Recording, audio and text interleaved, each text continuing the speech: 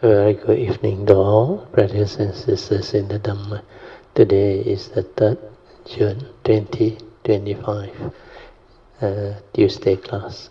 So we will be continuing our sharing from this book, the wonderful Lotus Flower Dhamma Sutra, 妙法莲华经. So we will, as usual, gather and have our physical puja.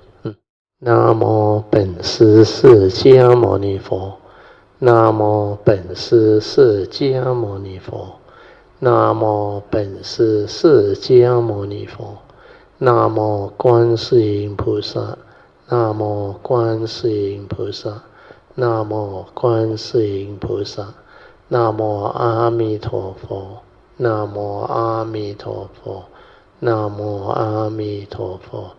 南无弥勒佛，南无弥勒佛，南无弥勒佛，南无药师佛，南无药师佛，南无药师佛，南无普贤菩萨，南无普贤菩萨，南无普贤菩萨，南无地藏王菩萨，南无地藏王菩萨。南无地藏王菩萨，南无佛菩萨，南无佛菩萨，南无佛菩萨。阿拉汉萨玛萨布多巴嘎瓦，布当巴嘎วันตัง阿比瓦德米。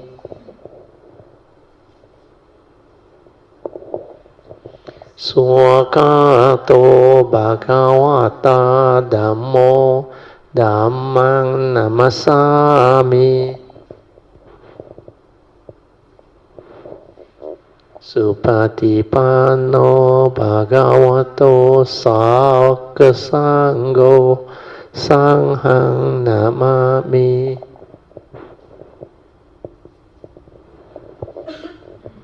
นะโมตัสสะภะคะวะโตอะระหะโตสัมมาสัมพุทธัสสะนะโมตัสสะภะคะวะโตอะระหะโตสัมมาสัมพุทธัสสะนะโมตัสสะภะคะวะโตอะระหะโตสัมมาสัมพุทธัสสะพุทธังสรณังกัจฉามิธัมมังสรณังกัจฉามิสังฆังสรณังกัจฉามิดุติยัมปิพุทธังสรณังกัจฉามิดุติยัมปิธัมมังสรณังกัจฉามิดุติยัมปิสังฆังสรณังกัจฉามิตติยัมปิพุทธังสรณังกัจฉามิตติยัมปิธัมมังสรณังกัจฉามิตติยัมปิสังฆังสรณังกัจฉามิปานาติปาตาเวรมณีสิกขาปะทังสมาธิยามิอาดินาดานะมณีสิกขาปะทังสมาธิยามิกาเมสุมิจฉาจาระรัมมณีสิกขาปะทังสมาธิยามิมุสาวาทาเวรมณีสิกขาปะทังสมาธิยามิสุราเมรยามัจจาปมาดัฏฐานะเวรมณีสิกขาปะทังสมาธิยามิกันนะสารปฏิเทนะดิเพนะตมาดังสีนะติโลกาติปังสัมพุทธังปูจายามิตโมนุดังกันดาสัมบรยุตเตนะดุเปนะหังสุกังหินะปูเจเยปูจานิยังตังปูจาปัจจานะมุตตมัง Vanna gandha guno petang etang kasuma santatin pujayami munindasa siri pada sarorohe pujemi bedang kasumena nena punnena matena cha hotu mokang Pupang milayati yata idang me kayo tata yati vinasa bawang adivase tu no bante paniyang parika pitang anukampang upadaya patigan hatu mutamang Adivase tu no bante Pali parika pitang anukampang upadaya tumutamang Adivase tu no bante Bojanang parika pitang anukampang upadaya Patigan hatu mutamang. Now we shall chant the Puja aspiration based on our understanding of the significance of all these Puja offerings. Significance of offering of light. May this offering of light to the Buddha brings forth the causes and conditions to illuminate our mind and help arise the needed clarity and understanding to dispel all darkness or ignorance therein. Significance of offering of water. May this offering of pure, clear, cool water lead us to the pure, clear Dhamma that cools and doses off the fires of all defilements within our mind. Significance of offering of incense. May our morality, virtue and understanding shine forth far and wide, just like the fragrance of this incense, which we are offering to the Blessed One, who is perfect in wisdom and virtue. Significance of offering of fruits. May this offering of fruits remind us of the Dana Parami of generosity and the fruit of our karma, so that we will diligently stride on to fruitfulness to attain the path and fruition soon as possible. Significance of offering of flowers. May this constant offering of flowers to the Blessed One strengthen our faith and constantly remind us of the impermanence of this body, so that we will diligently and sincerely strive on to cultivate Sila, Samadhi and Panya, leading to ultimate liberation, the born-free Nibbana. Making of overall aspiration. By the power of all these merits, born of these offerings, may our spiritual faculties of Saddha, Virya, Sati, Samadhi and Panya be further strengthened until they become balas or powers. Then finally, sharing and transfer of merits to all beings. May these merits be shared and transferred to all beings without exception, especially to those who have the condition and affinity to receive them. Sadhu, sadhu, sadhu. Okay, let's pay respect, Triple Gem. Bedang Puja Dhammang Puja Sanghang Puja. So make full use of this half an hour to stabilize your inner awareness. Then use it to develop the meditative understanding. Always remember the four support. Relax body and mind, first support. Then after that, just maintain awareness. Just that mind that is aware. Whatever arises, aware. That's it. No need to do anything. because we are a conscious human being with the senses. So whatever arises must be from these senses. And these senses is the one that can give rise to the corresponding 6 types of sense door consciousness. So whenever that consciousness arises, it can be seeing, hearing, smell, taste, tactile or thought. You just develop the inner awareness of it. Finish. Don't try to know, don't try to do anything. Don't try to continue with whatever thought, movement or activity. Just aware. Finish. Aware, silent. Aware, silent. So that is the second support. The third support is to stabilize that second support. Means continue to relax body and mind, then maintain the inner awareness. Whatever arises within our 6 sense door, the 5 aggregates of form and mind, develop the inner awareness to be aware. Finish. Aware. Finish. Through this, you will start to develop the deconditioning of your heedless thinking or your mundane thinking.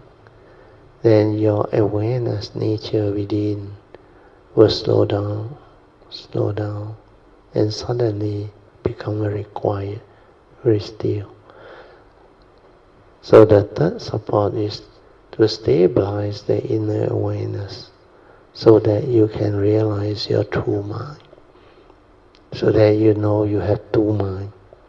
One is the conditioned arising thinking mind, the mundane mind that manifests from the pure awareness nature through our sense door consciousness.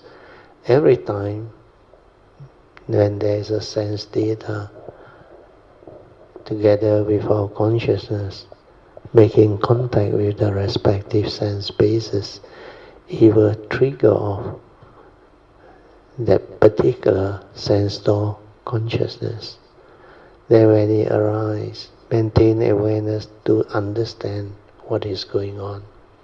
Then you will understand the words of the Buddha. Why the Buddha say, in the hearing, there is only the hearing consciousness, no one to hear. In the arising of that consciousness, there is only that conscious awareness before the knowing, before the perception. Even you are able to stay silent within, to witness all this, then you will start to understand why all this arise and pass away, and how you function as a human being. And when you understand how you function as a human being, you will start to understand who are you, what are you, and why the Buddha explained the 5 aggregates of form and mind. They have the universal characteristics of anicca, dukkha, anatta. Therefore they are not real, not what you think. The 5 aggregates of form and mind, they exhibit those universal characteristics, and because of that, they are empty, not what you think.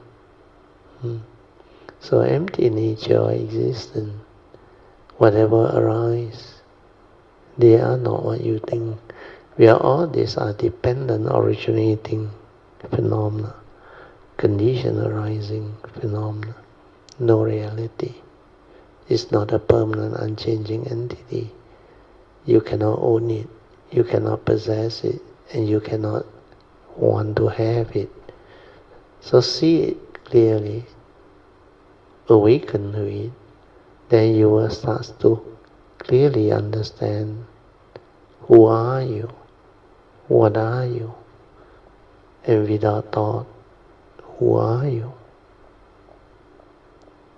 Without thought, there is no mundane thinking, no mundane mind.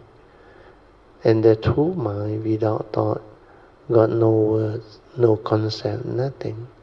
It's just a pure nature, pure awareness nature that is away without words. So stay with that. Then see, observe silently how activity of mind, thought process arise from there to create the mundane thinking, mundane emotion, mundane views and opinion.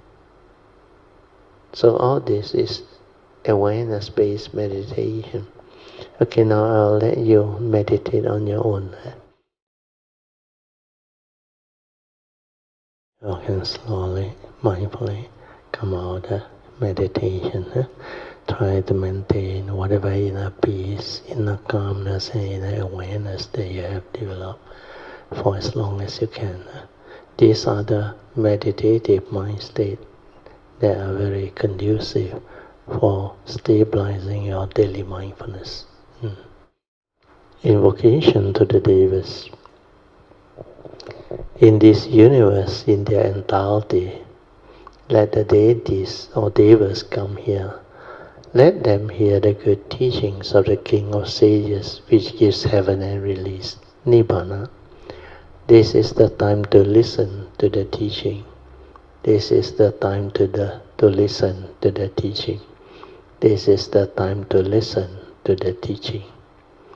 Samanta Chakavalisu Atra Gachantu Devata Saddhamang Munirajasa Sunantu Sakamokadang Dhamma Svanan Kalo Ayang Badanta Dhamma Svanan Kalo Ayang Badanta Dhamma Svanan Kalo Ayang Badanta Namo Tassa Bhagavato Arahato Samma Sambuddhassa Namo Tassa Bhagavato Arahato Samma Sambuddhassa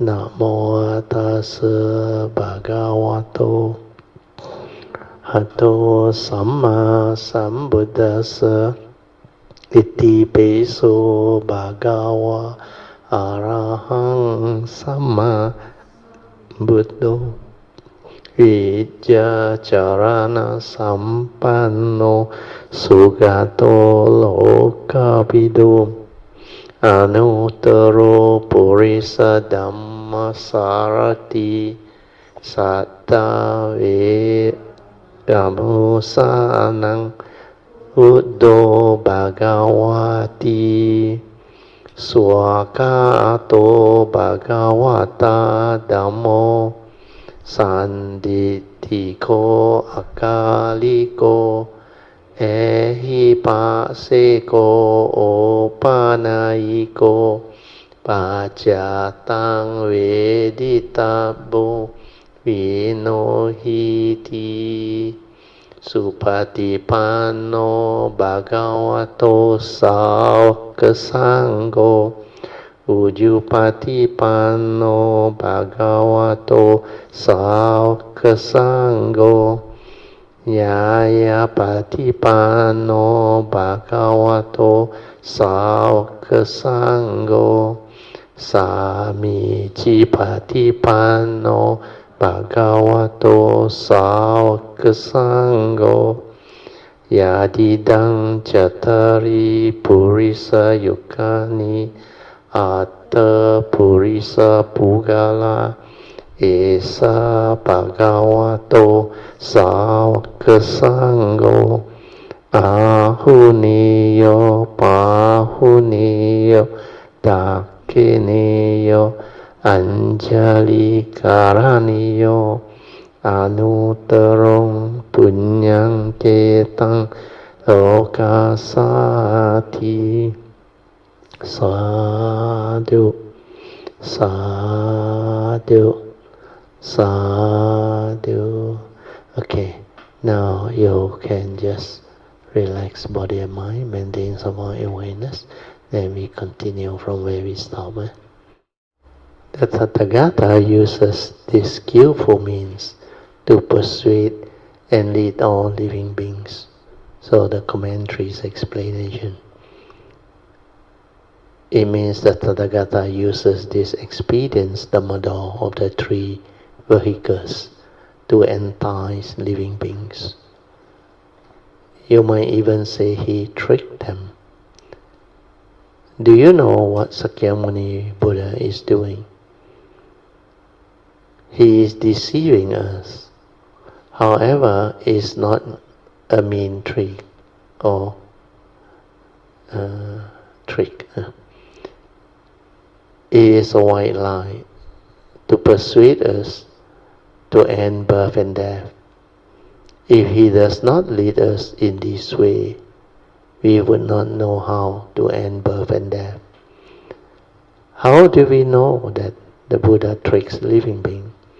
The Buddha compares himself to a great elders. Seeing his children in the burning house, the elders say, "Hurry, come out. I have sheep cart, deer cart, and ox cart for you, right outside the house." In reality, there were no sheep cart, deer cart, and ox cart. Then was the elder lying? Children like to play with carts. When they hear about them, they run out of the house. After they leave the house, Sakyamuni Buddha thinks, well, since I coaxed them out of the house with the promise of those carts, and I have so much wealth, I ought to give them each a great cart. He then gives them great carts, keeping his words. In the beginning, he uses expedience way to coax living beings out of the burning house. After they escape, the Buddha gives them the great vehicle Dhamma. He unfolds the provisional to reveal the ultimate and teaches them the ultimate. Wonderful Dhamma. In this context, persuade and lead means to coax and tempt. This is like the time the Buddha saved a child with his empty fist. The child, unaware of the danger, went crawling towards a well and was about to fall inside.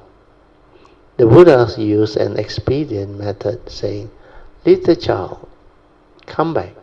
I have a piece of candy here in my hand. Come over here and I will give it to you." The kid loves candy, and so the child scrambled back. Did the Buddha have a piece of candy in his hand? No. He saved the child with his empty fist. Although he didn't have candy in his hand, he could have gotten a piece of candy for the child, so that he wouldn't be tricking him. The Buddha was persuading and leading the child.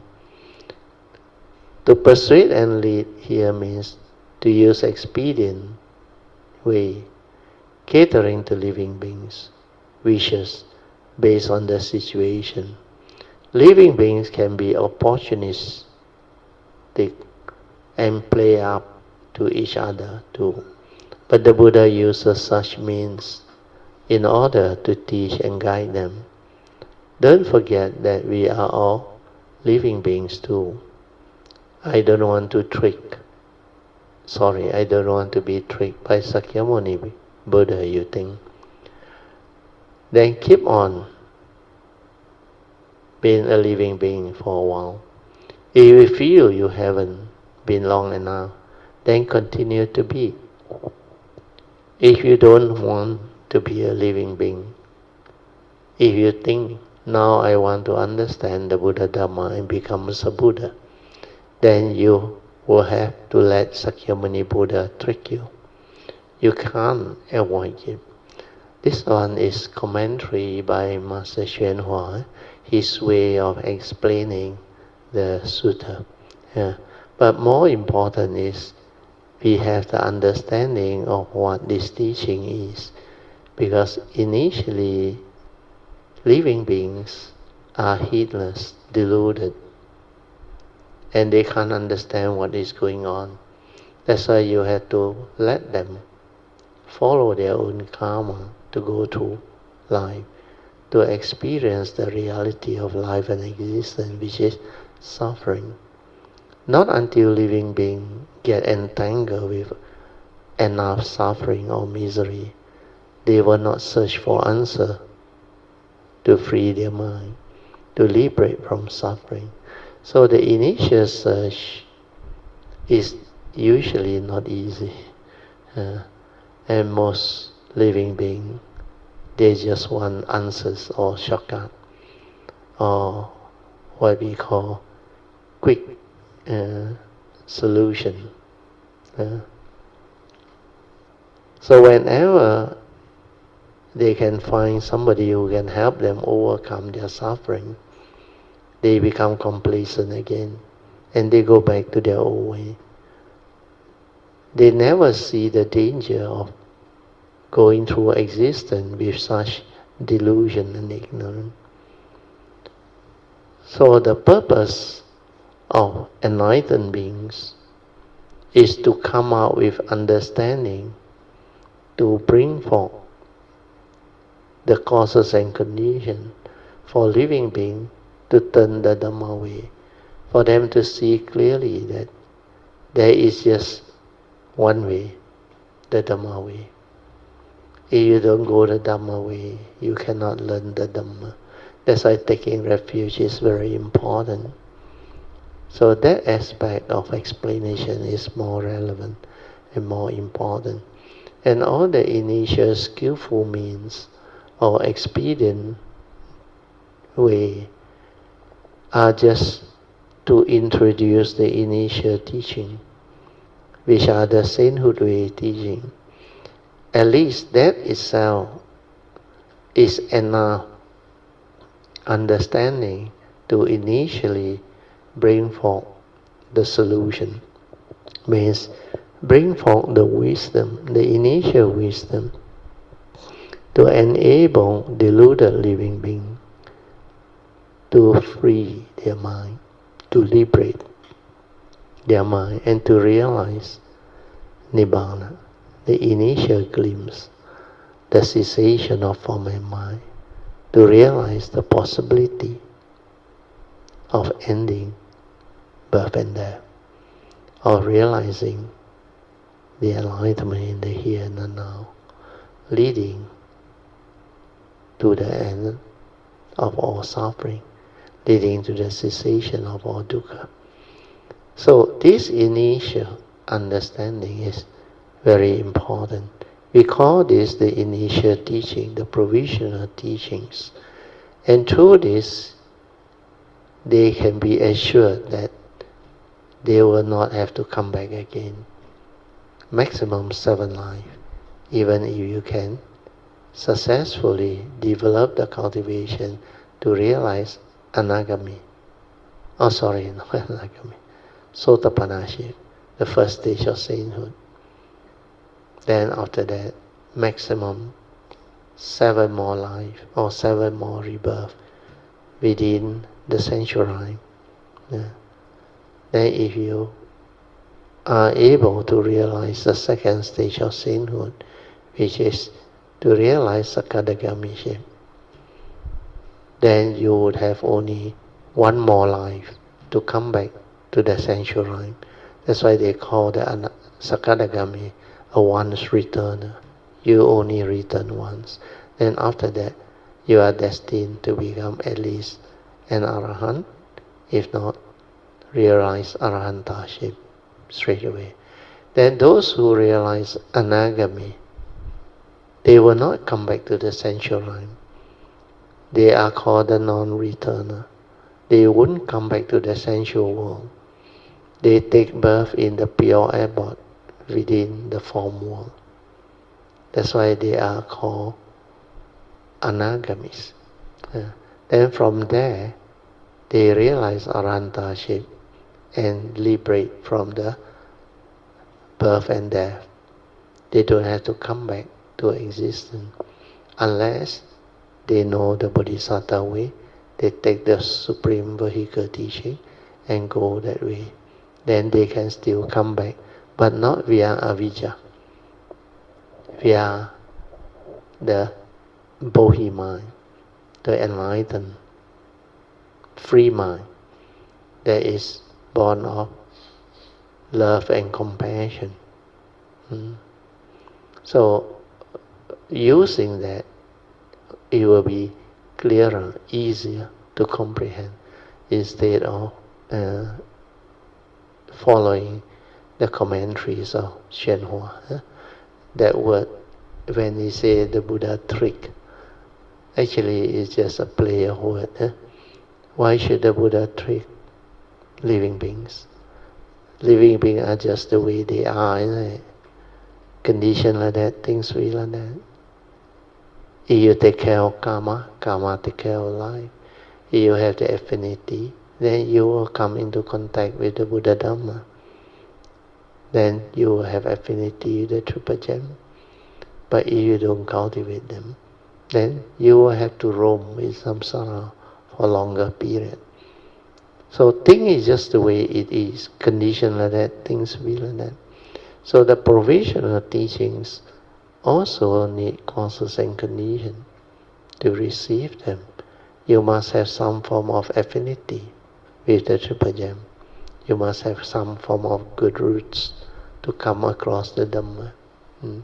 So all this, when you have the understanding, then you will know why the provisional teaching, the initial teaching, or sometimes it's called expedient way, or expedient methods or technique to lure or entice living being to be interested in the cultivation, to go the Dhamma way, so that they can pick up the understanding to finally continue with the Supreme Vehicle cultivation, which is following the Bodhisattva way.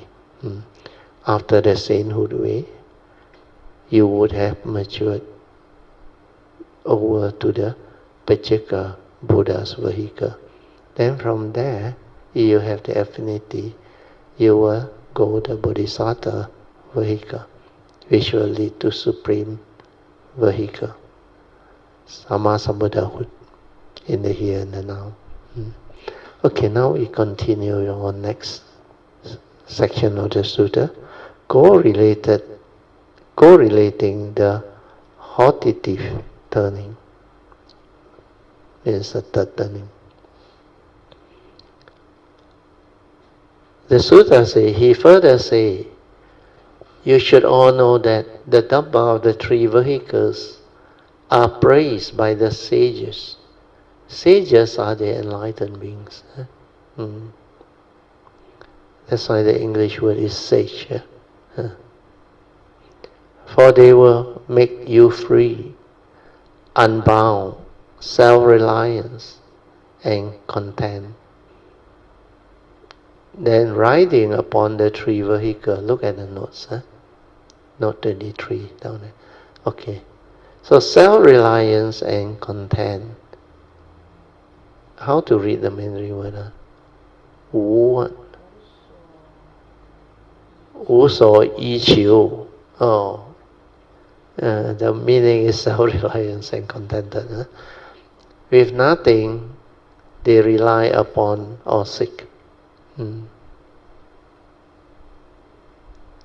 That one must be a Sanskrit word, isn't it? Apadang. Sanskrit word, yeah. Literally means not pitiable, miserable, poor, weak, feeble, low, or miserly. Miser means stingy. Okay, go back. Riding upon these three vehicles, one will find joy and pleasure in qualities free of outflow. And this one is very important. Free of outflow means the mundane mind collapses, including the roots and powers, the factors of awakening, the path, the dhyans, means samadhi, the liberation, the samadhis and the like. One will then gain limitless peace, tranquility and joy. So this is the sutta section. We go to the commentary. So the commentary explains. He further says, you should all know that the Dhamma of the three vehicles are praised by the sages. So the commentary explains, all of you living beings should realize that the Dhamma of the three vehicles means the sound hearer, the Pacceka Buddha vehicle, and the Bodhisattva vehicle. They are all praised by the Buddhas of the past, present, and future. All the Buddhas of the 10 directions and the 3 periods of time have used the Dhamma door of the 3 vehicles as expedients to inspire and guide living beings. These teachings are praised and lauded by all Buddhas, who say things like, these are the most wonderful Dhammas. They are rare and difficult to encounter. The 3 vehicles are praised by sages, for they will make you free, unbound, self-reliant, and contented. What does it mean to be free? When you realize your inner wisdom, you will be free and at ease. Before you realize your inner wisdom, you are not free. What is inner wisdom? Inner wisdom is the wisdom of knowing the mind of others, which allow one to understand the thoughts of all living beings. Being bound, you are as if tied up by ropes, unable to get free.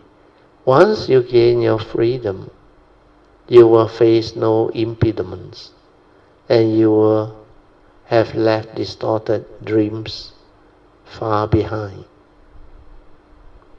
This is to be unbound. It means you have realized supreme wisdom and are able to let go of everything. What is meant by self-reliance and content? It means that one depends on nothing and seeks nothing. What does self-reliance mean? When this life comes to an end, one takes no further rebirth. Having end, birth and death, one does not undergo future rebirth. That one takes no further rebirth. To end birth and death is to be self-reliance. Here we speak of 2 aspects, that which relies and that which is relied upon. That which relies refers to the inherent nature. That which is relied upon or relied. I read again. That which is relied up on is the cycle of birth and death. When there is no further birth and death, there is nothing that can be relied upon, because the object of reliance is gone. What does it mean to be content? When there is nothing to pursue, then one has completed one's task and cultivated pure conduct to perfection. Once pure cultivation has been accomplished, having reached one's goal, one is content, with nothing left to seek. Having arrived at this point or state of self-reliance and contentment, one is about to realize Sammasambuddhahood or sagehood and put an end to birth and death. So that is the commentary part. So we go to the next part of the sutta. Riding upon these three vehicles, one will find joy and pleasure in qualities free of outflow, including the roots and powers, factors of awakening, the path, the dhyan, the liberation, the samadhi, and the like. Commentary. These correspond to the 5 roots, the 5 spiritual powers, the 7 factors of enlightenment, the 8 noble fold path, the noble eightfold path, the 4 samadhi or dhyan, the 8 kinds of liberation, the 3 types of samadhi, and so on. Through these 3 vehicles, one attains the root and powers that are free of outflow. The 5 roots are the spiritual faculty of Saddha, Virya, Sati, Samadhi, and Panya. The first root is Saddha, or faith in the Buddha and his teaching. You must have faith. Without it, you won't attain benefits in your study of Buddhism. Because it's a spiritual faculty, it can let you understand spiritual things. That's why faith, Saddha, is very important. Faith in the Buddha and his teaching, through knowing who the Buddha is, how unique a being he is. He is not only enlightened, he is fully enlightened. And also faith in his teaching, through understanding how unique and beautiful that teaching is. It can lead to wisdom, awakening, liberation from birth and death. It can lead to enlightenment in the here and the now. That's why faith is very important. And when you have faith in the Buddha and his teaching, you also establish affinity with the Buddha Dhamma. And when you establish affinity, you can progress along the path of Dhamma. Then you will have all the causes and conditions to cultivate, to progress, and to really transform. Okay, then we read on. The second spiritual faculty is virya, or in English translated as vigor, spiritual tenacity to go that way. Or spiritual zeal, Z-E-A-L. You must study with vigor. Do not be lazy. If you have left the home life, you should not be lazy and not attend Dhamma assembly or Dhamma classes. If you do not even attend Dhamma assembly, then what's the point of living the home life? Don't follow your inclination and think, if I want to relax, I can take it easy. That's not okay. You must exert yourself. Actually, virya can be explained in a better way. When your faith develops, it will drive you to cultivate. That's how that virya manifests. And it's a spiritual tenacity or spiritual zeal, a driving force that drives the cultivator to go this way, because they see the urgency, the importance of going this way. You cannot afford to be complacent, and you cannot take it lightly, because this is a matter of birth and death, or your future life, understanding, and wisdom depend on this. So that virya, born of this style of understanding, is very different. It will drive you. It's not an effort where you really make effort. No. It's a spiritual tenacity to go this way based on that understanding. Okay, go back to the notes. Then the third spiritual faculty is mindfulness or sati. You must be mindful in thought after thought. You also need the last two roots, or the last two spiritual faculty.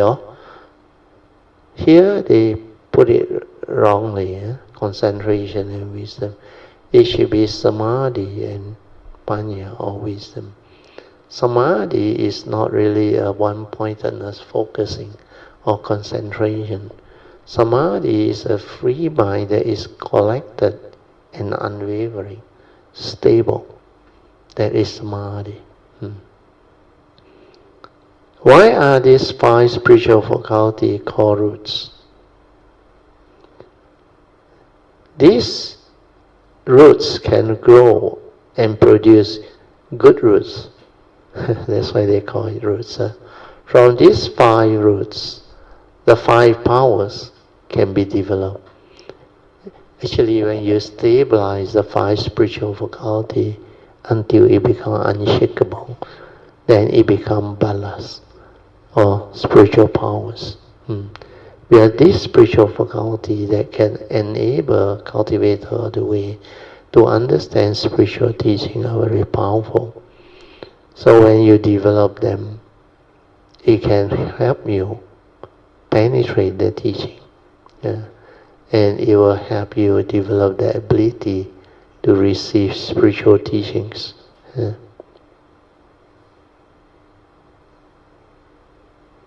So here they elaborate on it again. From these 5 roots, the 5 spiritual powers are developed. The spiritual power of Saddha, Virya, Sati, Samadhi and Panya.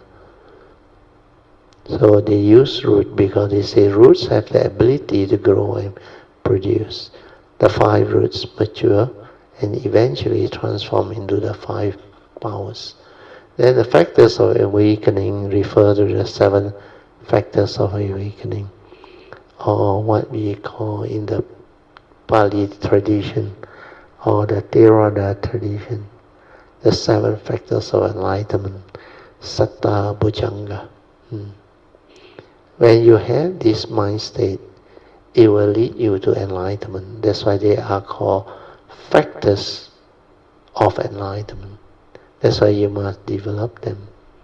The English translation, they are not so accurate for Shenhua side, especially when it comes to number 5 and number 6.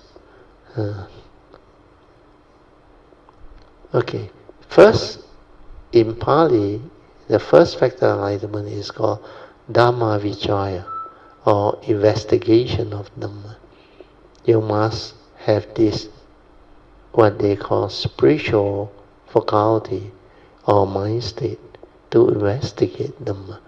Constantly contemplate, reflect, and inquire, to investigate into the Buddha Dhamma, or what we call the Four Noble Truths and its 3 turning, the proclamation of the Dhamma, the cause of its arising, the cessation, and the path that lead to the cessation. So Dhamma investigation is very important. But you need sati to investigate the Dhamma. Without sati, you cannot investigate the Dhamma. You cannot reflect, contemplate, and silence your mind to investigate. Means silently observe without thought. The silent inner awareness that see things as they are, observing the truth, the reality, the movement, the manifestation, without the interference from our knowledge, from our views, opinion, conditioning, and belief system, which is basically the thought process. That's why you must be in a state of sati, pure awareness, before the knowing, so that you can see things as they are, and develop the understanding of who you are, what you are, and how you stir your mind, and how you react to sense experience through your wrong view, your sakkaya ditthi, self-delusion, and how you get yourself entangled, how you create all the wrong thought that condition your negativity of mind state, that cause your suffering and misery. So Dhamma investigation is to have the silent mind, the pure awareness nature, to observe, silent observation of what is. Then to silently insight into phenomena, to awaken to the three universal characteristics of anicca, dukkha and anatta. Then of course, finally, is to see things as they are, to realize the wisdom and awaken. So here, the order they put is wrong. Mindfulness should be the number one, according to Theravada tradition, Satipatthana Sutta. Theravada tradition. The Satta Bhujanga, the seven factors. The first one is Sati. That's why he put here as number 7. Wrong. The order is wrong. First one should be Sati. Without Sati, you cannot investigate the number. Without Sati, you cannot be heedful. Without Sati, you cannot be mindful. You cannot be ever mindful, constantly meditative. That's why you cannot develop heedfulness. If you cannot be heedful, you are as if dead. The heedless are as if dead. That's why heedfulness, starting from Sati, is very important. So the first factor of enlightenment should be Sati, followed by Dhamma investigation. So once you have Sati, you have the mindfulness, and then when you can investigate into Dhamma. You can investigate into Dhammapada verse 1 and 2, the twin verse, to check whether the Buddha has spoken the truth or not. Why did the Buddha say our mind, the mundane mind, is the forerunner of all things, and mind is chief? When mind arises, all things arise. And because of that, he said, if you are not serious about life, you will act, speak and think with a heedless mind that has the evil roots of greed, hatred and delusion. Then suffering will follow you, like the wheel that follow the hoof of the oxen. So this one is Dhammapada verse 1. Means suffering will follow you when you are not heedful, when you are not mindful. Then the opposite is also Dhammapada verse 2, is the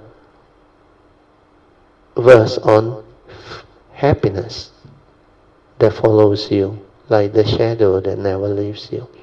That one you can investigate. Here the Buddha say, when you know mind is a forerunner of all things, mind is chief. When mind arises, all things arise. So you have to take care of mind, where your entire life depends on mind. Then you train your mind to be heedful, to be mindful, to be aware.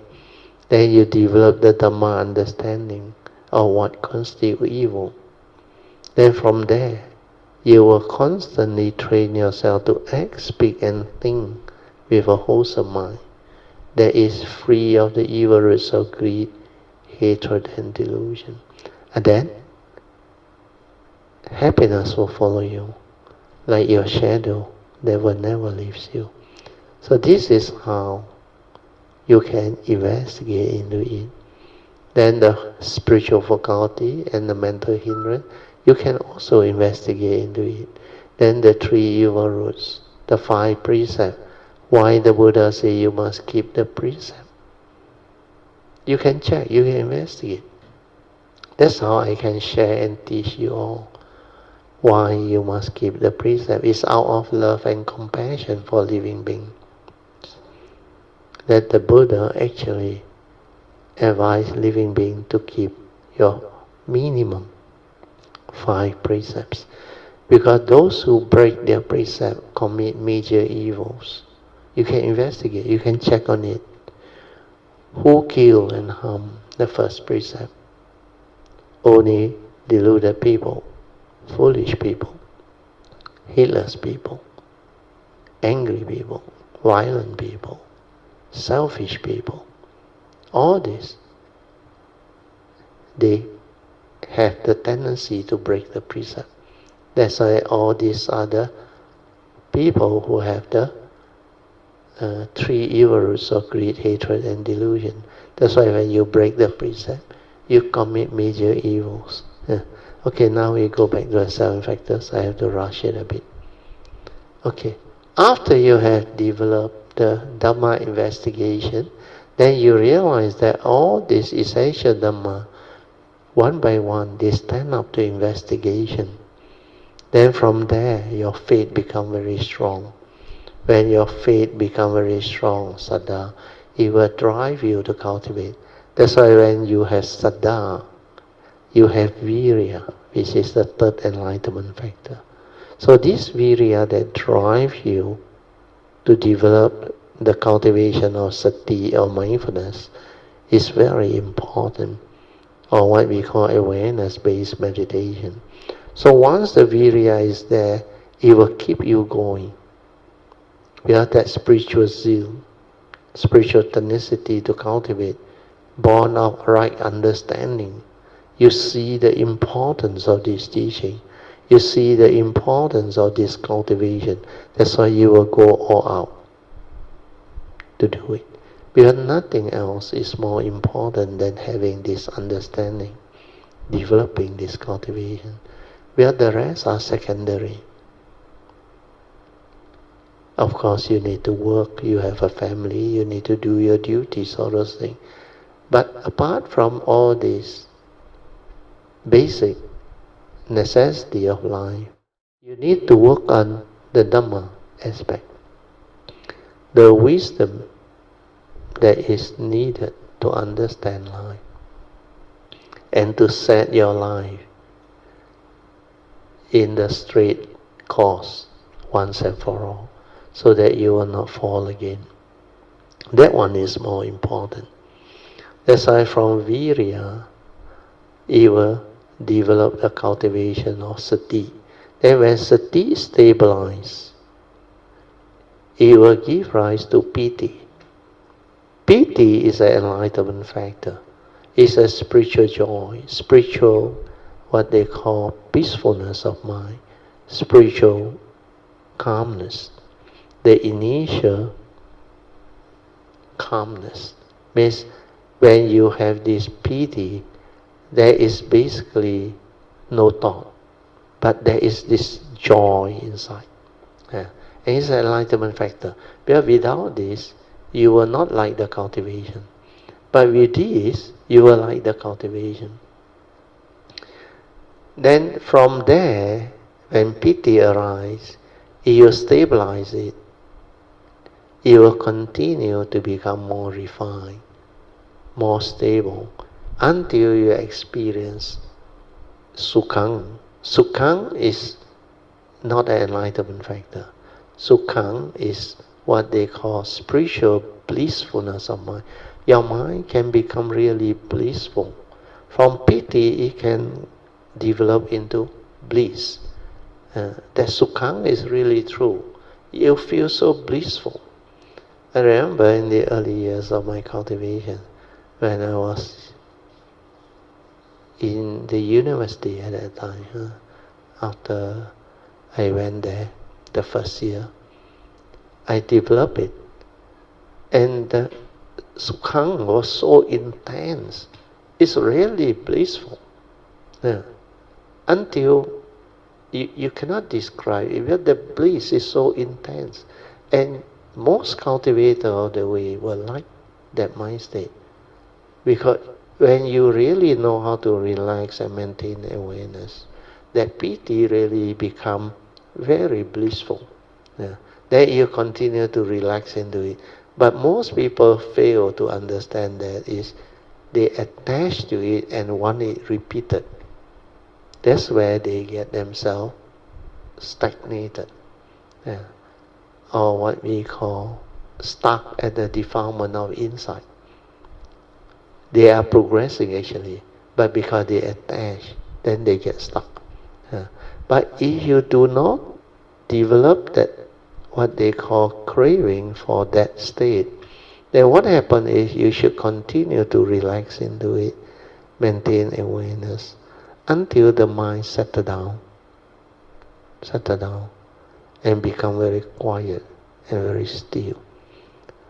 That is what we meant by the fifth enlightenment factor. And then the fifth enlightenment factor, which is passaddhi, which is tranquility of mind, stillness of mind, the true mind. You can realize that if you do awareness-based meditation, if you do the jhanic, the jhanas, the five jhanic factors, then you will end up attaching to sukham. Then after that, it will bring you direct to ekagata, one-pointedness of mind. That's why they will miss the enlightenment factor. You must relax. The key word is relax. Do not build it up. Do not increase the energy, the thought energy. Relax and let it dissolve. Whatever mind state that arises, relax into it. Always remember the word. Relax into it. And let it return to its original state before the stirring. That is your true mind. Before the building up of all this energy, concentration and all. That's why concentration is not the way. Concentration is a deviation. What you need is samadhi, which is the unwavering mind, collected mind, which is a free mind in the state of relaxed inner awareness, without any activity or movement, no thought, nothing. It's a free mind without thought. Without thought, that is sati, that is your awareness nature. So realize that. So the fifth one should not be renunciation. It should be passaddhi. The Pali word is passaddhi, tranquility of mind, stillness of mind. Then when you continue to stabilize passaddhi, it will have that collectedness ability, that it will be in the state of unwavering at the moment of sense experience. Whatever that impringe upon your sense basis, upon contact, because you have samadhi, that it will be unwavering, collected, that it can stay and sitting as they are. Means it will not stir, it will not react, it will not be like normal mind that can easily stir and react to sense experience, like your bosong, like and dislike and all those things. Samadhi, once established, it will not move, it will stay there. But that samadhi is not born of wisdom. Initially, it's not born of wisdom. That's why you can develop that samadhi first. Then as you have that samadhi, you will have more and more moments of peace, or what they call tranquility or stillness, without the mind stirring and reacting. Means you develop more and more space between thought. Then as all this samadhi is stabilized, then you hardly think, you hardly have any thought, movement or activity. Then from there you can develop the direct seeing. You can see things as they are. You can insight into phenomena. You can awaken to the three universal characteristics of anicca, dukkha, anatta. And because of that, wisdom, panya, can arise. And when wisdom or panya arise, then only the last factor of enlightenment, which is upekkha, will arise. This upekkha is, sometimes they translate it as equanimity of mind. Go back to the notes. So this equanimity of mind It's not mentioned here also.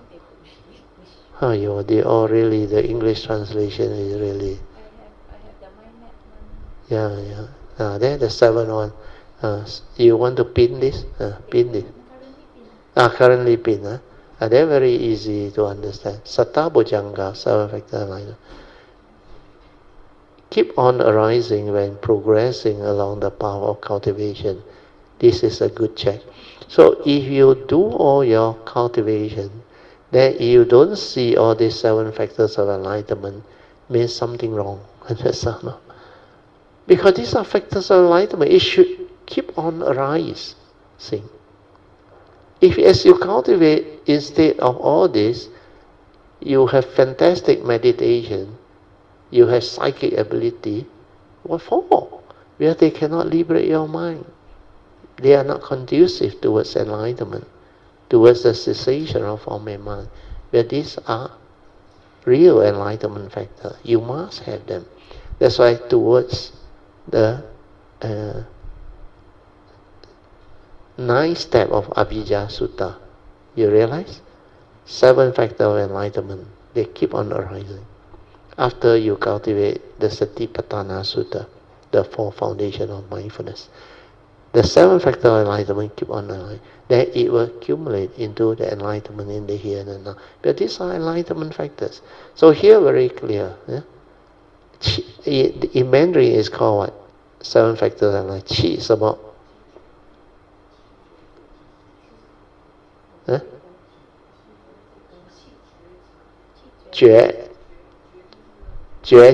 I know, 觉知 qi 觉知 okay. At least the Mandarin word is there. So I think last time Ingbi helped to put in the Mandarin translation, which is very good. For the mind map with Sui together. That's why this one can help a lot of people. Those who know Mandarin. Correct. They translate exactly as what I explained. The 7 factors of enlightenment will keep on arising when progress along the path of cultivation, and this can become a very good check. So the first factor of enlightenment is sati, means mindfulness or awareness, a type of attentiveness, pure awareness before the arising of thought or knowing. Then the Mandarin you read yourself. Then Dhamma investigation.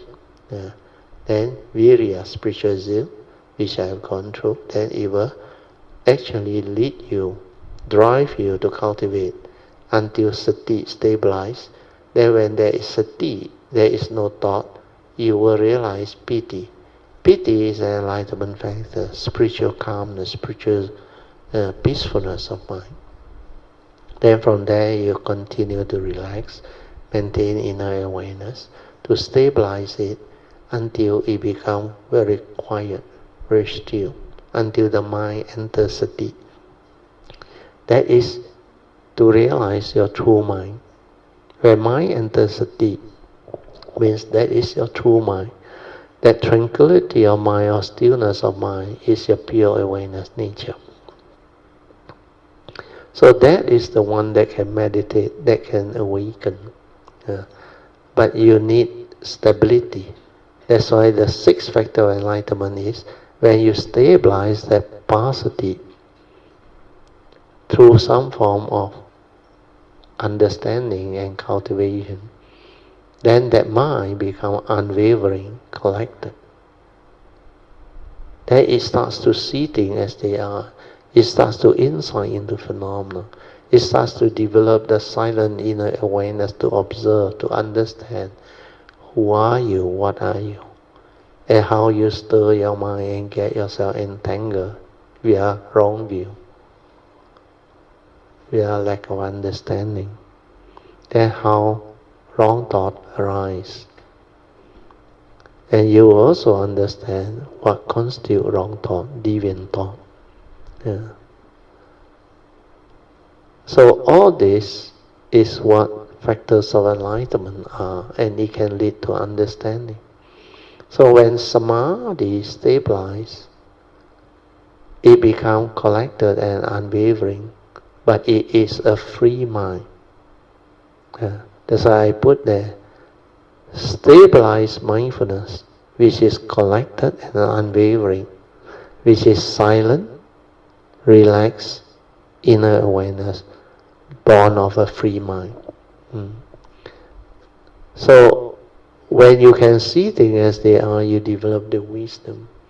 Then the wisdom will enhance the equanimity. Because when the wisdom develops, upekkha become possible. Equanimity of mind become possible. Because that samadhi alone, without wisdom, cannot root out all the defilement. It can maybe help you to remain peaceful, calm, tranquil.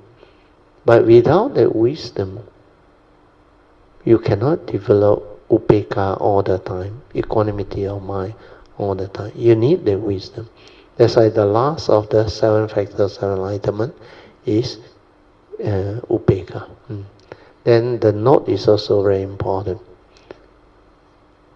These 7 factors of enlightenment will arise, or will keep on arising, when one cultivates the 4 foundations of mindfulness correctly, with understanding. Please refer to Avijja Sutta, step 8 and 9 in the Heart Sutta, appendix 8, which is very clearly mentioned in the Heart Sutta, 2nd edition. So this step 8 is cultivating the 4 foundations of mindfulness. Then it moves on to step 9, which is the arising of the 7 factors of enlightenment. Okay, we finish that part. We see the notes, we see what Shenhua. In some source, this item is factor of enlightenment of lightness and ease. In some source, this factor of enlightenment of equanimity. Okay, so the order are wrong. Renunciation, the word also wrong. Well, that one is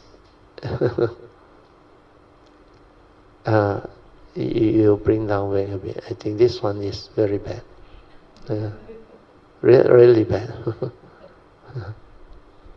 The order completely wrong. Never mind, I read the English one.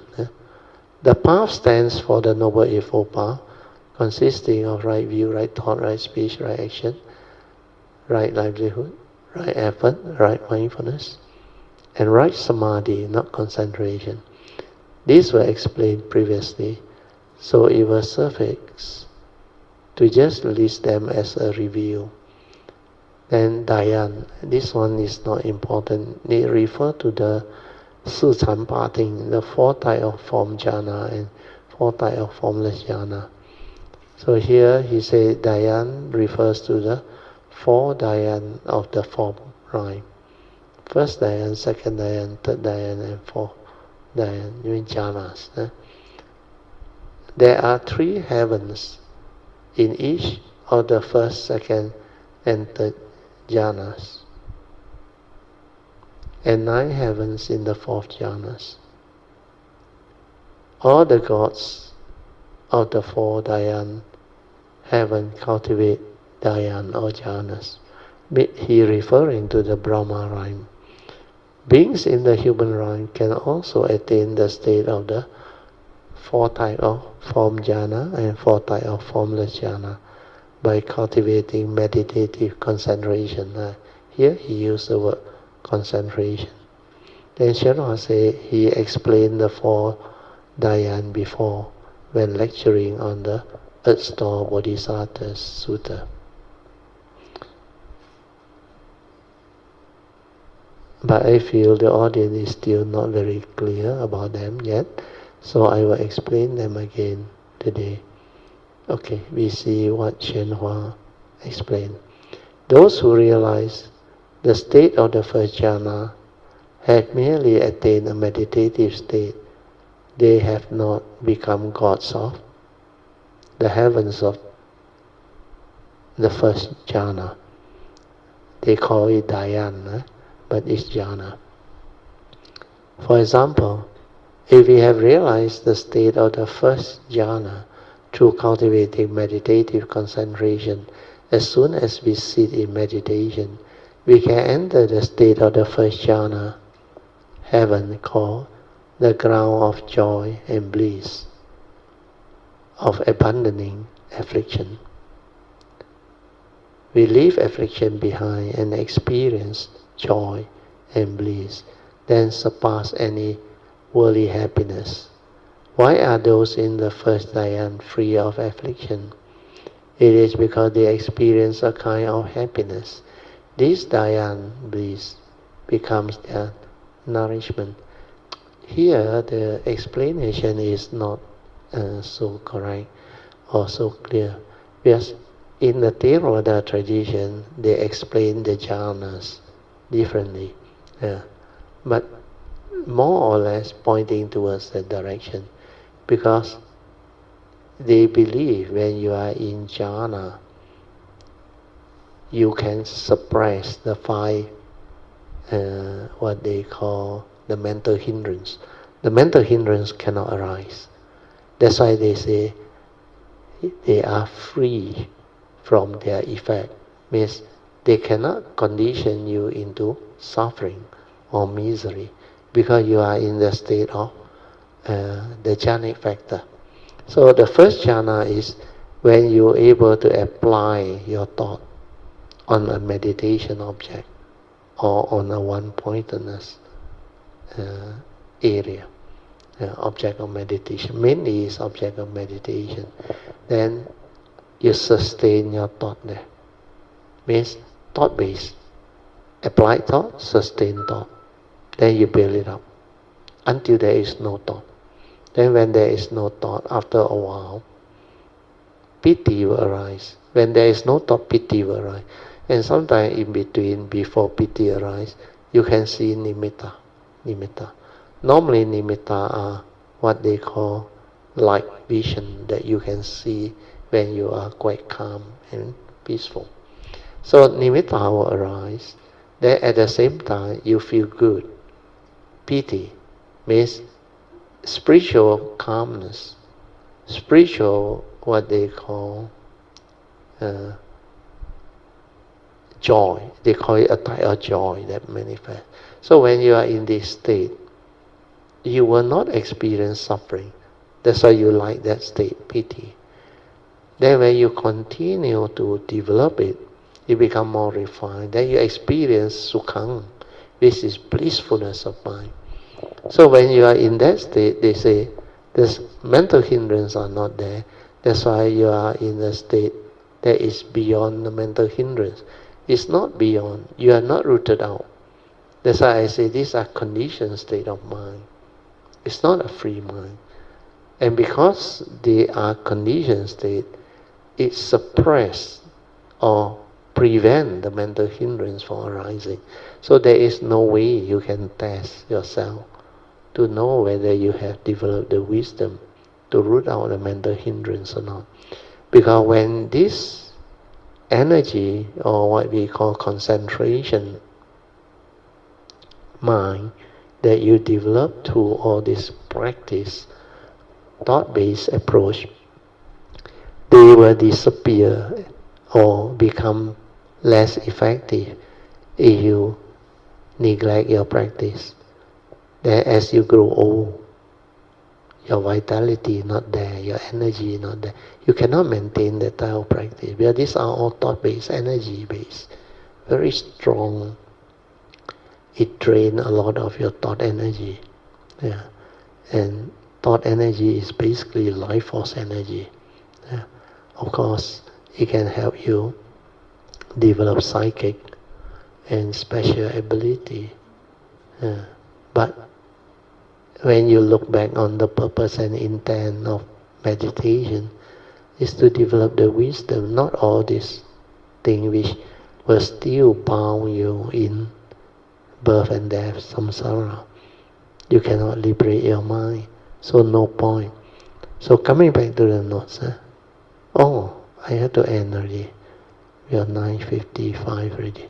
Okay, so I just finish over here. Those who attain the first jhana, they have never experienced such physical comfort before. They feel at ease and serene all day long.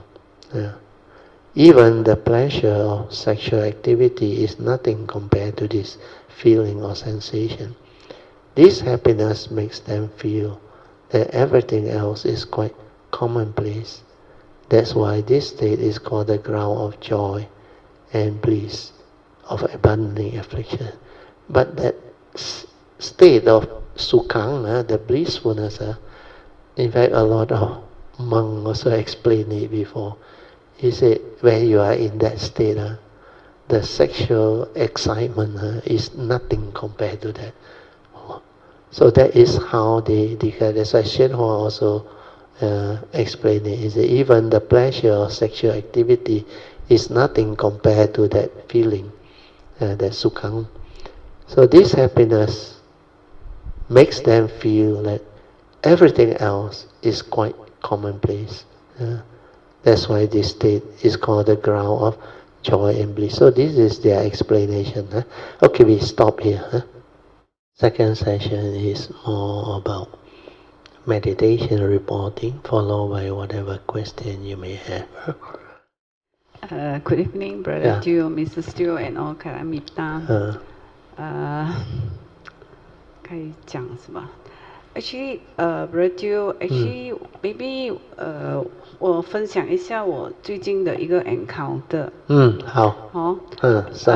事情是这样，因为我的 mate 刚刚来 ，OK。OK。So, there was one day 我就那天我有剩的东西，我以为他会收起来，然后我就问他，第二天我说我要炒米粉，我要拿那个 fish cake 出来，他就跟我讲他丢了 ，OK。Then after that, you know, 我的心就想，mate 是新的，我不要冤枉他。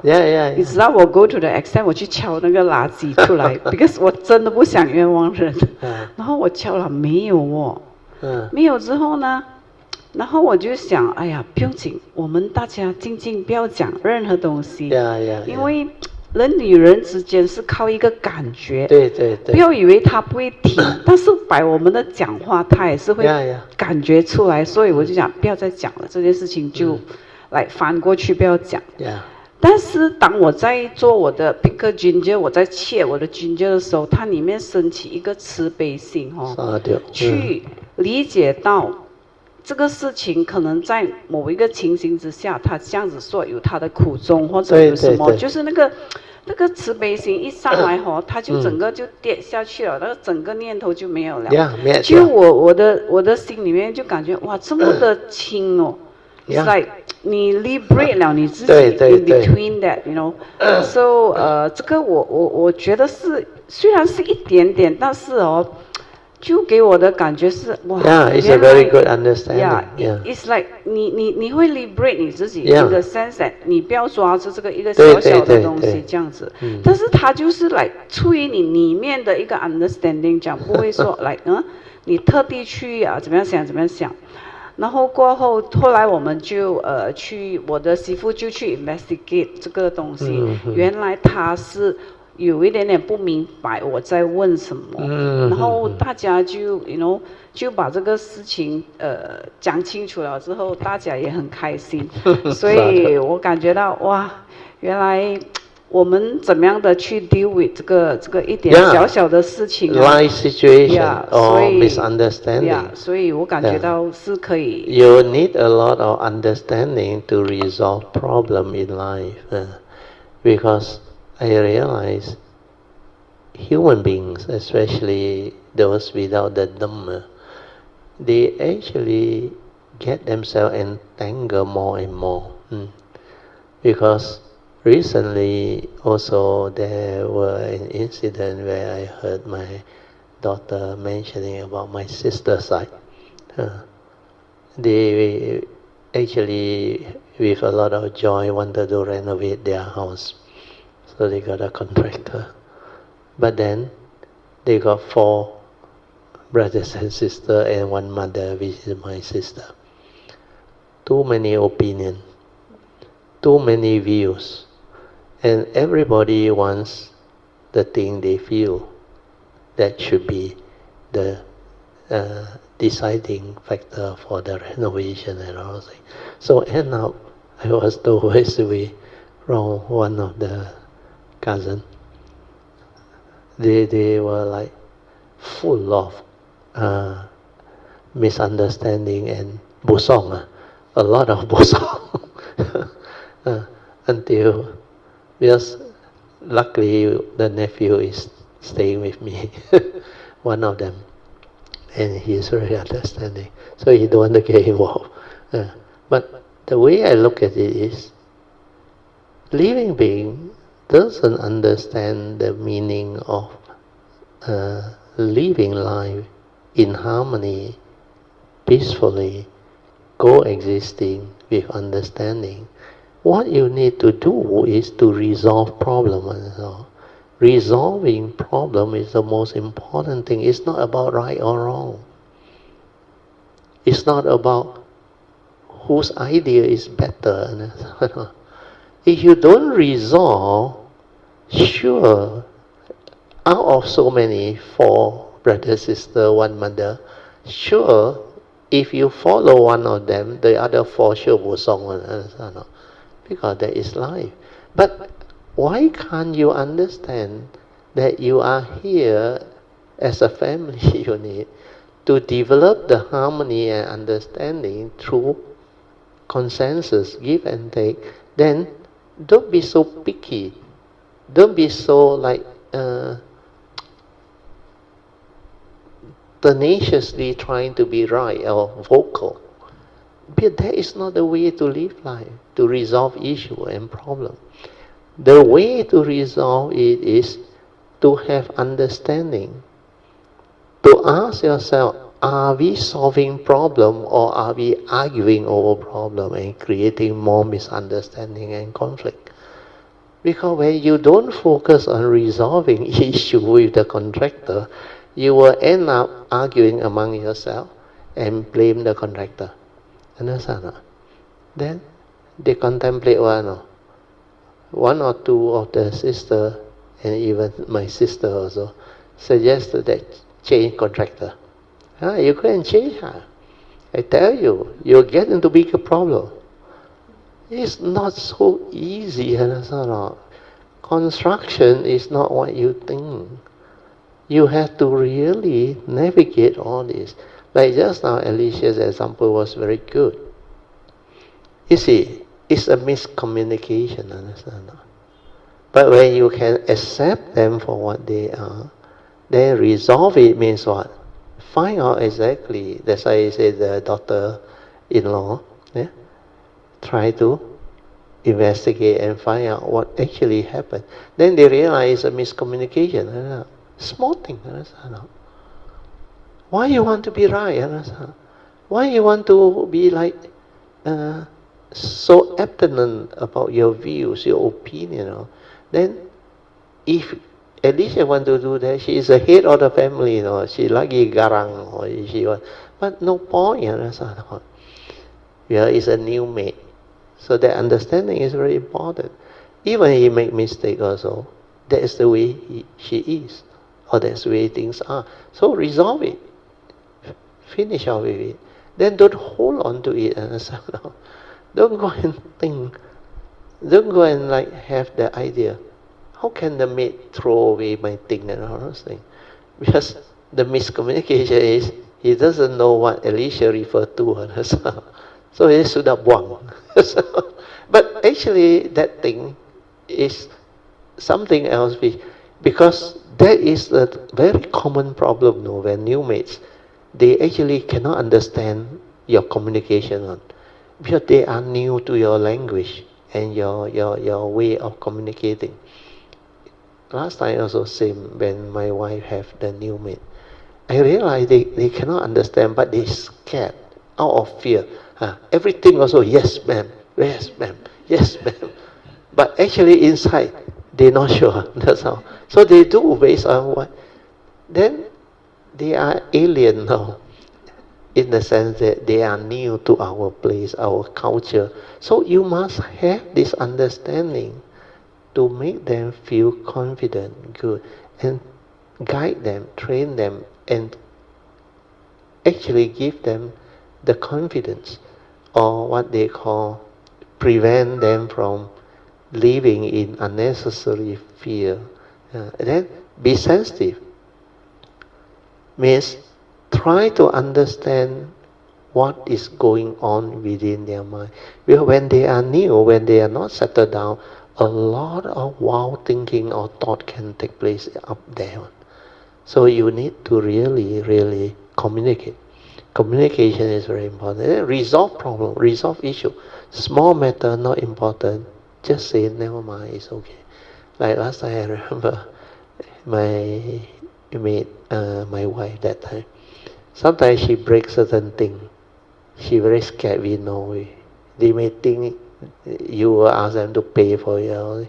But when we just tell them, don't worry, because sometimes my wife saw broken already. And then I also saw. I said, never mind, it's okay. Just clean it up, say and clear. They're very happy. Then anything they don't hide from you anymore. Then they will come and tell you, Madam, ini sudah pecah or sudah whatever. So when you have that type of understanding and line of communication, you can solve issue in a very much more favorable way. And what is important is 解决问题. The Mandarin word is the focus should be on resolving issue and problem, not arguing, not blaming, not scolding. It will happen already. Even if it's very expensive or what can you do? Unless you warn them, explain to them, and if they keep on making this type of mistake, then you may have to reprimand them or take some action. But apart from that, if it's not something that is really pricey or what, just let things be. Happen already means happen already. Maybe meant to be. Then you take care of all this, then your life will be taken care of. In future, people will not blame you. People will not scold you. People will not do all these things to you. So when we talk about cultivation, a big aspect is to apply this understanding towards life. That's why it must be a living Dhamma, not a knowledge rigid Dhamma that cannot solve problem. And the main focus is on applying Noble Eightfold Path. That's why Alicia's approach is very good. Then when he has that understanding to just drop the issue, because it's not really something that matters, even though he may have the thought at that time, he wants to still cook with that thing. But then the maid say, he already throw it away.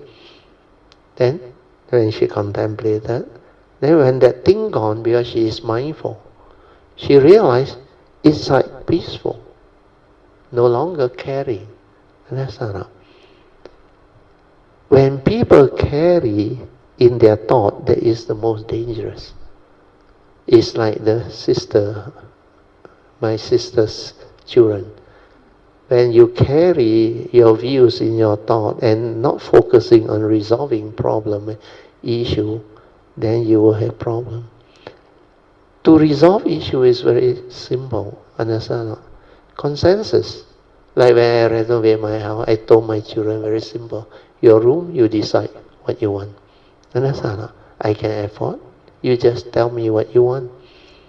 Then my son's room, he decide. Then my room, I let my wife decide. We are household thing, understand? Then the general thing, I just consult my son. I say, in future we are going to stay in this house. Before I buy the neighbor, I already talked to my son. You don't mind? Huh? I buy the neighbor, then we make this house into something very different. We have two houses, understand? Everything is double, understand? Our living room, our kitchen also two, everything also two. I said, we can make this house into something very different, very special, because I told my son, I said, if you willing to stay, then he can buy.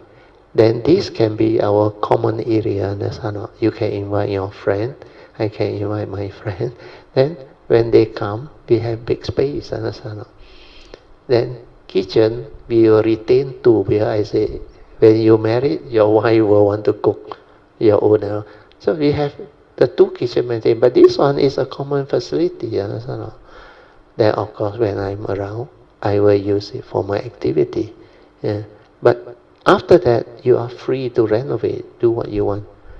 And he straight away tell me, no problem. Yeah, fine. That's why he got no problem. You ask me, our renovation, no problem. I decide most of the things, except their room. They decide. And they even tell me what they want. Then I ask the contractor. They come out with their sketch. Then they check. Okay. Then everything resolved. Their house only one half of what, maybe less than half of what my house is.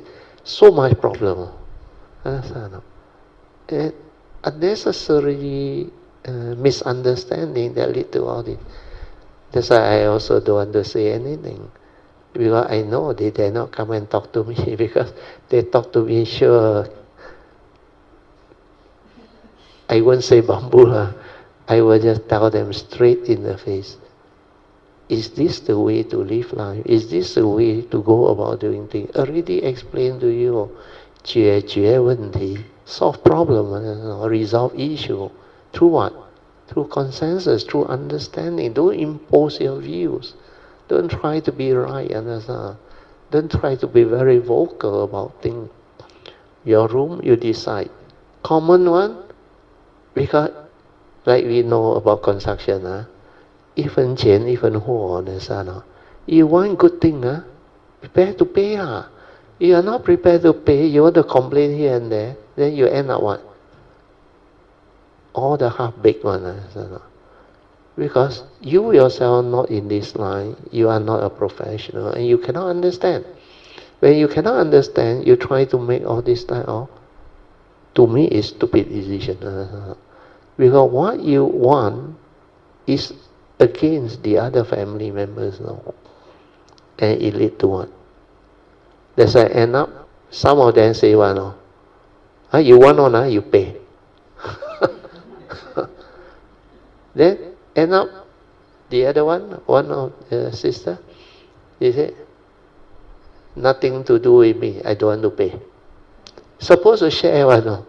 End up like that. How come it end up like that? Because lack of understanding. Lack of clear mind to resolve problem and issue. To resolve problem and issue, 解决问题 is more important than arguing about problem and issue. The key word is resolving and arguing, understand? Fighting over, developing all the unnecessary misunderstanding, conflict. Then there is a Chinese saying, when the argument end up talking about money, relationship also gone. 講累攝感情. When you talk about money, all your so-called 感情 in English is called what? 感情, English is what? Not relationship. It's a positive type of relationship. 感情, like you and your loved one, 有感情的是吗？那个感情不见去了，So, actually to me is delusion, stupidity. Why you want to do this? End of the day, can you take that thing away? And that so-called nicer town or what, any different or not? To me is, you have the money already, then it's different. Then you have the means. And then you decide, you buy your own unit and all that.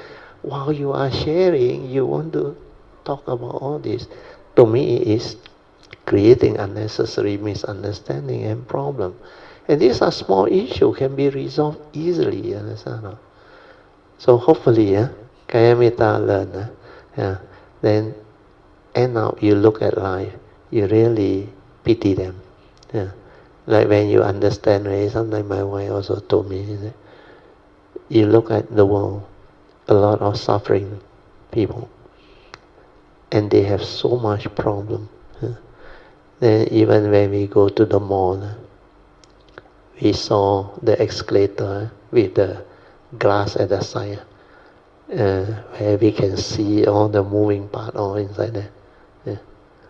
And the first thought that came to me, the people who do the maintenance will find it easier. We can see clearly, then no need to guess what is inside and how the problem. Then they can resolve it easily. But what is important is I saw deeper.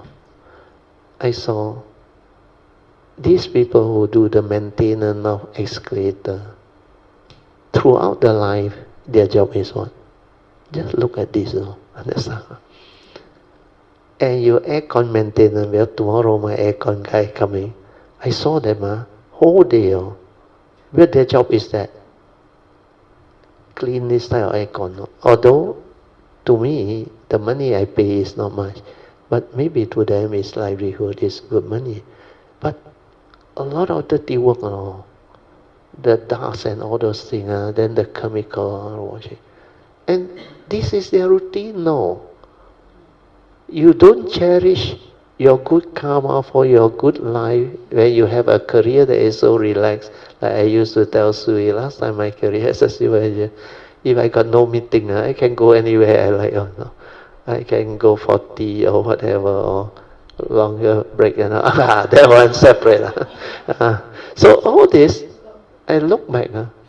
Wow, compared to these people, then yes, I have a haircut. Although the price keep on going up.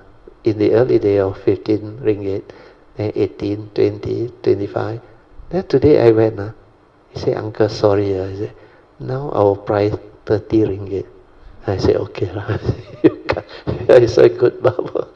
So you look at it, don't look at it from the money and complain. I look at it, I just laugh. Then I came back, I shared with my wife. I said, the price, you know why? Circumstances force them. But they can't survive. Rental is high. Then you think easy money. Although 10 minutes to cut one hair, 30 ringgit. So how's the hair? Okay. I like it. He's so refined in his professional way of trimming. Then I tell myself, next time I come 35 also I let him cut. Because it doesn't hurt me. That thing is so skillful. He do until very nice. And I feel good. Then he said, Uncle, I think okay already. I said, don't worry. I said, you did a very good job. That's why when you have understanding, you not only don't have negativity of mind state, but you pity them. You think easier.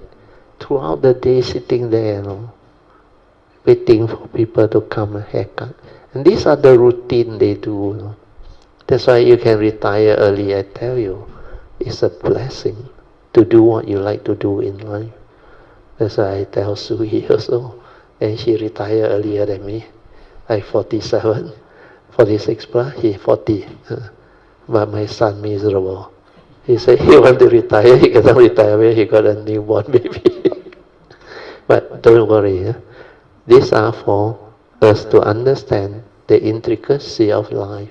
That's why when you know how to appreciate life, reflect, then you will not think your own way.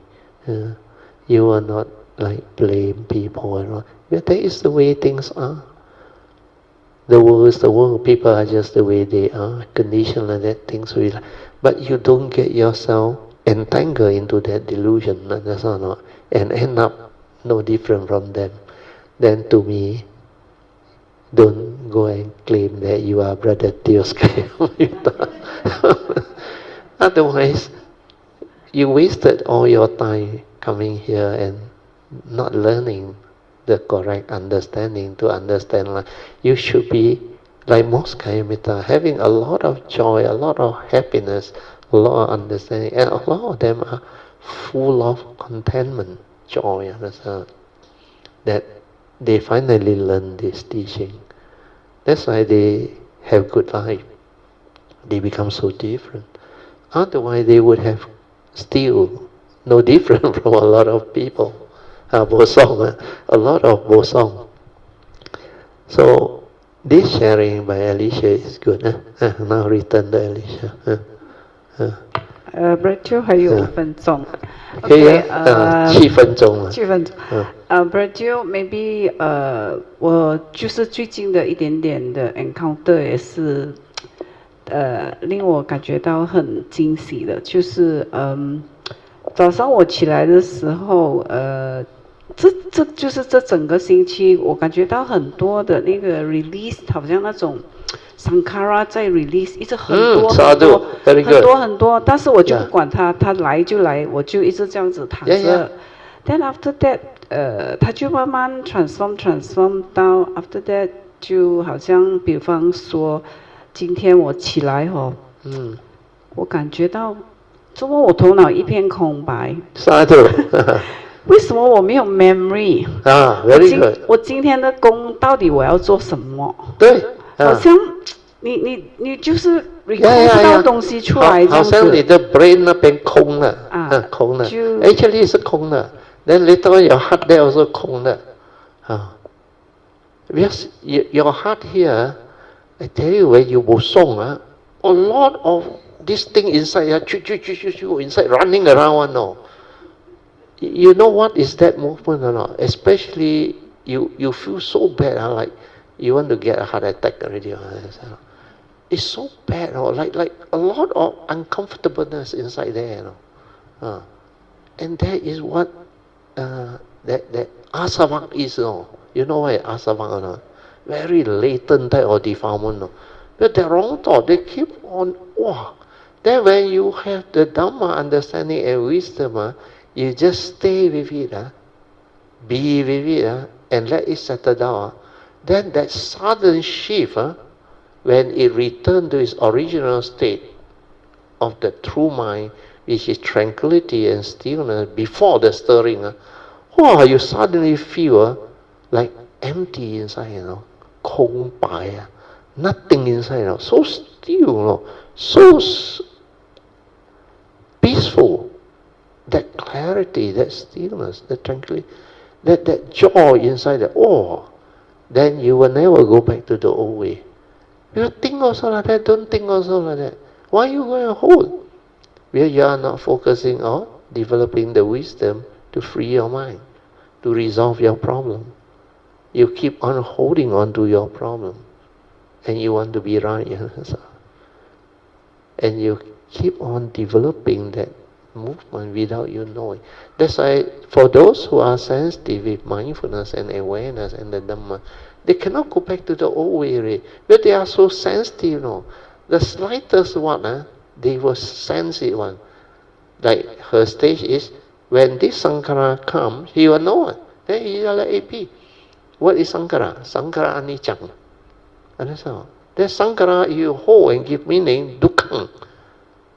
It's so clear. Whatever that is impermanent, you entangle with it, you will suffer. Where you want things your way, which is not nature's way. Then from there, you understand. There's a sabbe dhamma anatta, anatteto. Anatta means everything is non-self, not a permanent and changing entity, not what you think. Zu mong huan pao ying, dreamlike, illusionary, not what you think. Be thought base. Mind make a day. They are just images with its content inside, telling you story, understand? And no reality at all. Who are you? What are you? If you yourself is not what you are, then how can other living beings be what they are? Understand? No reality. It's just form and mind, arising and passing away, creating all the knowledge, the memory, the reaction, the views, the opinion, the conditioning. All these are the manifestation of the mundane thinking process. The emotion born of your wrong thought, your stirring of your mind, your reaction. Who react? Huh? Who will solve? It's the thought, understand? Nothing to do with you. And you have a physical body which is so beautiful. You don't know how to relax and develop the tranquility and the peace within. To sleep well, to eat well, to be happy. Yeah. And not to get yourself entangled again. So this is very good. Alicia, Sadhu. 这个令我reflect 回以前我们一起来就 full of sankara, I got to do this, I got to do that, 哇，很多，就是让我感觉真的很不一样。他就是很静，就是很 quiet，就你真的不会回去那以前那个微了。不能了。Because mindfulness is like that one. When you are mindful and aware, that understanding awaken you. It is like black and white, so clear. You will never go back to that filthy, deluded way of living life. But that one is full of heedless living one. Very hot one. A lot of suffering and misery. And the whole mind is totally entangled. Pasikat, they say. So all this is very good. Sadhu. 要不然就最后我要感恩佛菩萨的加持，很多的感恩，也说不尽的感恩，所以我要发愿报四重恩，佛菩萨恩、老师的恩、父母的恩，还有众生的恩。阿弥陀佛，阿弥陀佛。Very good. Rejoice. Okay, now we share merits. Transfer merit, then we end.